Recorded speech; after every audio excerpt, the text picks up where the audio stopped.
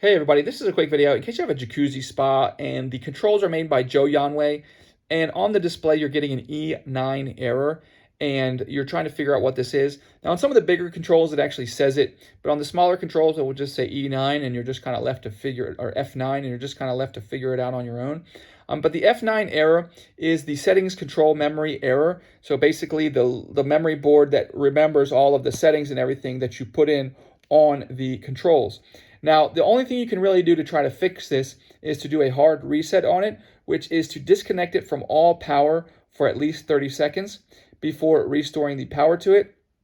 Now, that will clear out the error, but the error may come back and you may notice issues with the settings and everything like that, at which point you may need to replace the control board. But given the price of most of these controls, very often, frankly, the best thing to do is just to replace the entire unit if you get this error persistently.